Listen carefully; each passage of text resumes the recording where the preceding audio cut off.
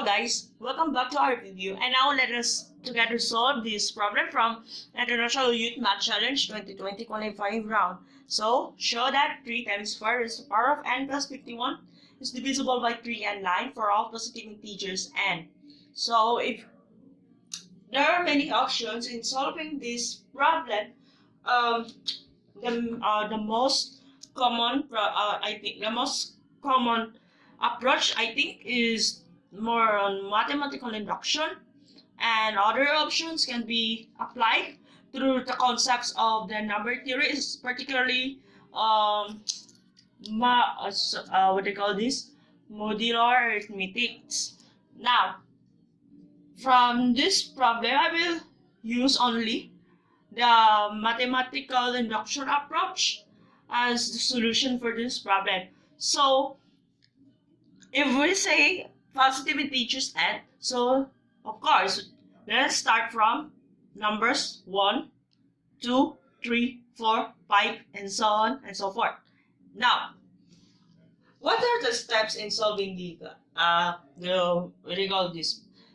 this problem into mathematical induction? I don't know if this is right, but I will try to solve this one as long as the concepts and the flows of solutions is still closed from the exact way of solving this problem. So here, before that, we're just starting with we're just ano tawag dyan, you can call it verification or checking. So first, when n, since n must be greater than 0, we are also known as, or can be called as n is a positive integers. So let us try n is 1. What if an n is 1? So let us try 3 times 4 raised to the power of 1 plus 51 is equal to 12.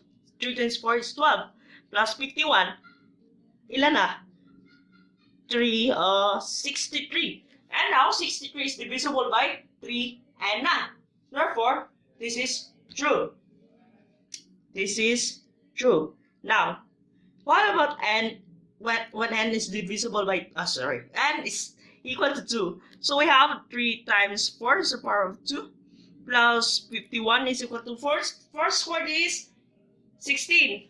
16 times 3, 18, 48. So we have 48 plus 51 is equal to 99. So 99 is divisible by 3 and 9. So therefore, n is equal to 2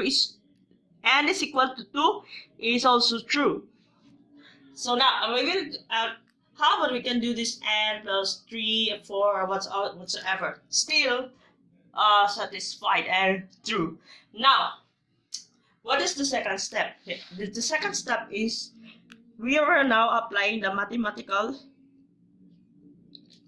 induction. In this part, in the mathematical induction, ganito kasi na naisip natin. If n common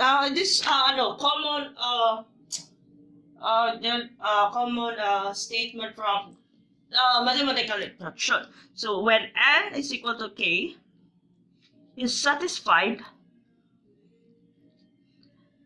then n is equal to k plus 1 must be satisfied. So kapag the k is true, dapat k plus 1 is always true. So if you know about the we call this the domino effect. So so for example, domino siya. Let's just say domino ito sila. I'll just assume as dominos. Kapag if you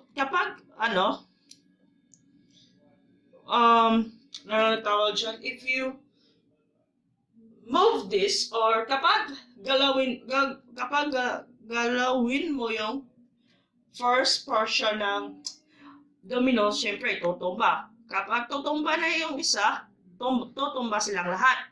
So therefore, that's same as the concepts of mathematical induction. So dapat if n is equal to k is always true, then we expect that k plus 1 is also true. Now, so let us proceed. So kanina, nagsabi kasi sa question na 3 times 4 to the power of n plus 51 is always divisible by 3 and 9. So therefore, if for all n is equal to k, still for k is greater than 0, okay, still positive. So we expect positive integers. Positive integers or any number, or kahit ano lang.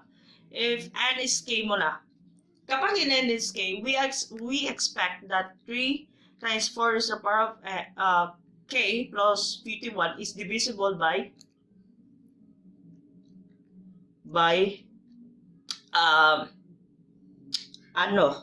3 and 9. And that is the first assumption. So we must assume that 3 kapag k is true. So we assume, just put an assumption or assuming that in this equation this expression is divisible by 3 and 9. What about for if n is equal to k plus 1? So we expect that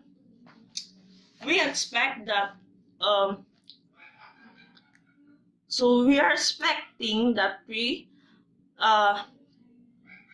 times 4 is the power of k plus 1 plus 51 is divisible by 3 and 9. So, di ba?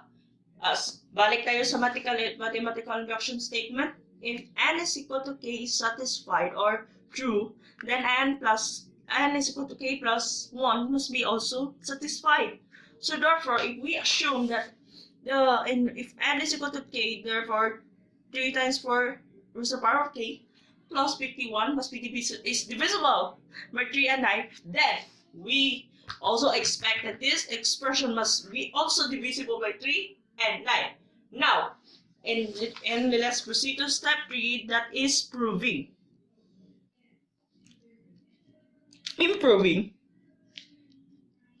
See, we must prove this one.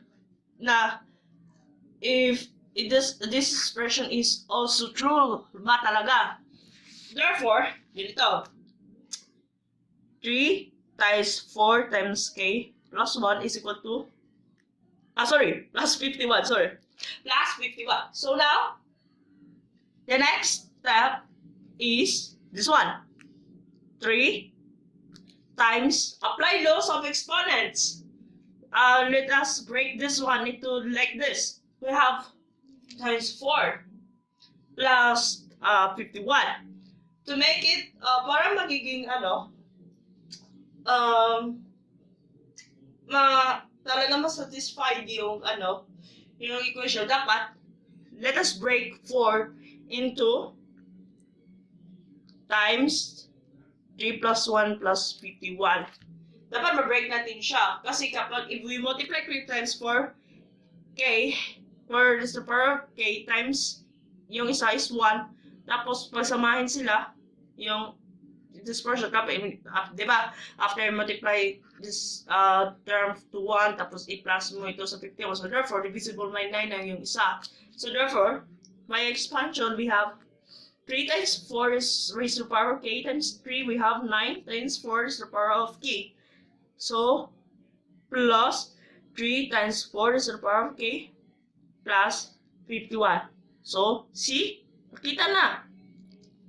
Kanina, as I said a while ago na 3 times 4 is the power of k plus 51 is divisible by 3 and 9, as what does sinabi kanina ito.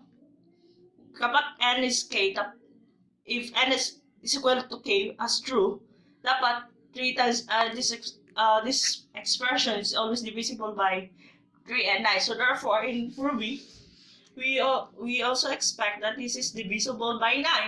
Also, this one, 9 times 4 is the power of k. So it's also divisible by 3 and 9 because we have already 9.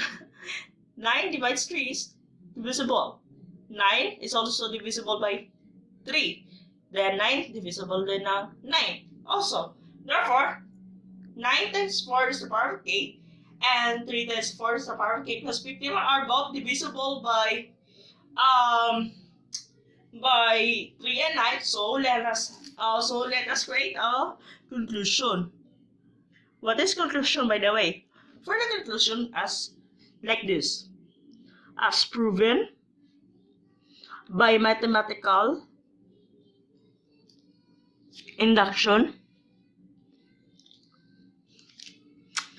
3 times 4n plus 51 is divisible by 3 and 9 for all positive integers and so therefore after prove by to solve this through the concepts of mathematical induction, so it is already shown that 3 times 4 to the power of n plus 51 is always divisible by 3 and 9 for all positive integers n. So therefore that is true na. So because that's what I said again, by mathematical induction proves that 3 times 4 to the power of n plus 51 is always divisible by 3 and 9. So now nakikita na natin lahat in this approach or in this solution.